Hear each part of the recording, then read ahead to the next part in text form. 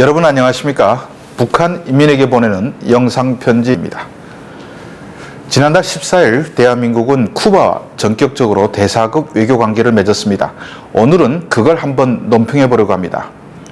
세상은 북한과 쿠바를 형제의 국가라고 하는데 과연 이 둘이 형제이긴 할까요?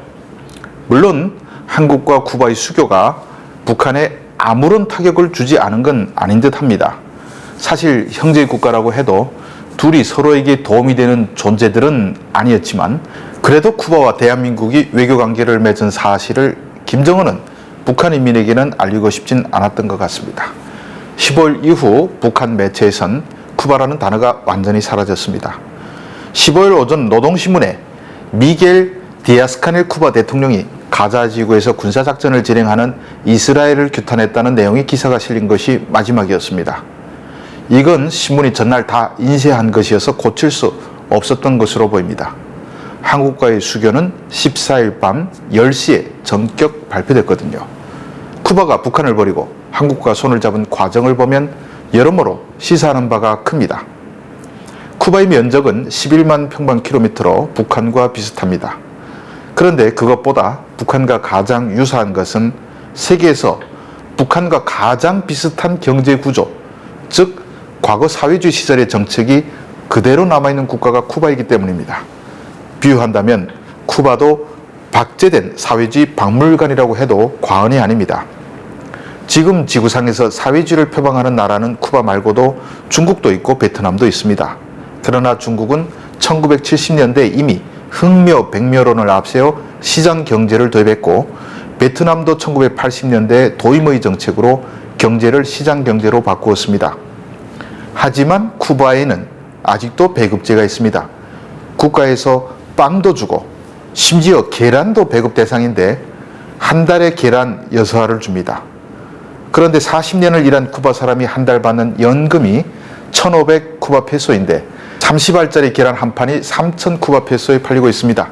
즉 한 달 연금으로 계란 15알밖에 사지 못한다는 것인데 이것은 북한에 비해선 엄청 나은 수준이긴 하지만 그럼에도 세상에 이걸 연금이라고 받는 나라는 북한을 빼면 쿠바밖에 없습니다. 쿠바의 경제가 미국의 제재와 코로나로 파탄났다는 것도 북한과 흡사합니다. 쿠바는 공업이라는 것이 거의 존재하지 않아 관광업에 의존하고 있는데 코로나로 관광객이 오지 않아 경제가 요즘 너무 어렵습니다. 물론 아무리 어렵다고 해도 굶어 죽는 사람도 없고 북한에 비해 몇 배 잘 삽니다. 하지만 그들 기준으로 볼 때 이전과 달리 못 살게 되는 상황이 되니 실리를 찾아 경제력이 세계 10위 좌우인 한국과 외교관계를 맺기에 이르렀지요. 하지만 제재니 코로나니 하는 것은 쿠바 경제가 망한 진짜 이유가 아닙니다. 진짜 원인은 북한과 똑같이 한 가문이 너무 오래 집권해 먹었다는 것입니다. 1959년 쿠바 혁명 이후 2021년 미겔 디아스카넬 대통령이 공산당 총서기를 맡기 전까지 카스트로 형제가 62년간 통치권을 행사했습니다. 90세에 사망한 피델 카스트로는 아들도 있고 딸도 있었지만 그는 그나마 김일성, 김정일보다는 덜 뻔뻔해서 자식에게 권력을 물려주어 세습시키는 일은 하지 않았습니다. 공산주의 한다고 하고선 아들에게 권력을 물려주어 세습시킨 김일성과 김정일은 공산주의자의 탈을 쓴 인간들인데 피델은 적어도 이런 위선의 탈은 쓰지 않았던 것입니다. 그렇더라도 카스트로와 그의 동생이 반미 이념을 내걸고 62년을 통치한 결과는 지금 매우 심각한 경제난으로 이어지고 있습니다. 디아스카넬 대통령이 경제를 다시 되살리려고 노력하지만 독재자가 62년 통치한 자리 흔적은 너무 뿌리가 깊습니다. 하지만 그럼에도 쿠바는 북한과 너무 다른 나라입니다. 쿠바는 경제난을 해결하기 위해 각종 경제 계획을 실시하고 있는데 새 대통령이 취임한 이후 100명 이하의 기업에는 개인 경영을 허용했습니다. 북한이라면 이는 상상도 못할 일입니다. 그리고 미국에 간 쿠바 사람들이 많은데 그들에게서 송금을 받는 것에도 아무런 제약을 두지 않습니다. 쿠바와 미국 플로리다와의 최단 거리는 해안선 기준 160km 정도로 북한에 있는 목선 정도를 타도 하루면 도달할 거리입니다. 그래서 숱한 쿠바인들이 미국으로 건너갔습니다.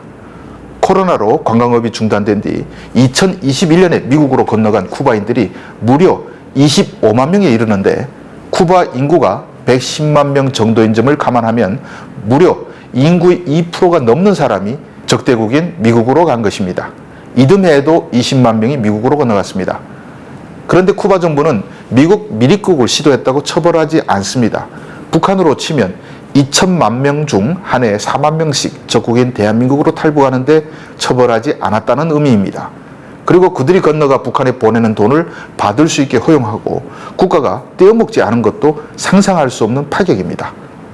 북한이 탈북하면 죽이고 수용소에 보내고 한국에 간 탈북자 가족에게서 돈을 받았다고 해도 또 수용소에 보내는 것과 판이하게 다릅니다. 심지어 2021년 수도 하바나에서 대규모 반정부 시위가 일어났을 때도 누구도 잡아 죽이지 않았습니다. 이런 차이가 있는데 어떻게 북한과 쿠바가 형제의 나라라고 할 수 있겠습니까? 쿠바는 미국 관광객도 어서 오라는 입장이고 미국 등 자본주의 문화도 폭넓게 허용합니다. 요즘 한국 문화가 세계를 휩쓸다 보니 하바나 공연장에선 주말마다 한국 음악에 맞춰 춤 경연대회가 열립니다. 한국을 좋아하는 모임에는 회원이 10,000명이 넘습니다. 사회주의 쿠바 사람들도 빠져드는 한국 문화를 김정은은 반동 사상이라며 가혹하게 처벌합니다. 아마 자기는 한국 드라마가 너무 재밌어서 몰래 볼 겁니다. 지금은 김주애도 볼 거라고 봅니다. 그거 보는 재미 빼면 세상에 재미있는 게 몇 가지나 있겠습니까? 요즘 쿠바가 세상을 향해 문을 여는 것을 보면 지금은 관광업이 중단돼 경제가 좀 어렵지만 쿠바에는 희망이 있다는 것을 알 수 있습니다. 반면 김정은은 쿠바와 정반대의 정책을 펴니다. 시대가 어느 때인데 사회주의식 지방 공장을 전국 각 지역에 매년 20개씩 짓겠다고 하고 탈북하면 반역자라 처형하고 쿠바도 손을 내미는 경제강국 한국을 적국이라며 싸우겠다고 으르렁거립니다. 쿠바는 지금 62년의 독재에서 벗어나 조금씩 변화하고 있는데 북한은 3대 세습에 4대 세습까지 하겠다고 날뜁니다. 여러분, 이러니 북한이 발전할 수 있겠습니까? 물론 여러분들도 잘 아실 겁니다. 사회주의라는 것이 말도 되지 않는 침몰하는 배인 줄 알고 이미 모두가 탈출했는데 김정은 하나만 인민을 인질로 잡고 파도가 소용돌이치는 큰 암초를 향해 방향타를 열심히 돌리고 있습니다. 지구상에 남은 마지막 사회주의 세습 독재의 화석, 북한이 침몰하는 것은 너무 바람직한 일입니다. 그런데 여러분들도 함께 소중한 생명을 잃을까봐 그게 걱정입니다. 북한인민 여러분, 바다에는 김정은만 김여정과 이설주의 손을 잡고 주애를 안고 빠져 죽으라 하십시오. 여러분들이 살 길은 그 배에서 김정은을 밀어내고 광활한 세계를 향해서 방향타를 돌리는 것뿐입니다. 그러면 그 배가 물에 빠질 일은 없을 것입니다. 시청해 주셔서 감사합니다.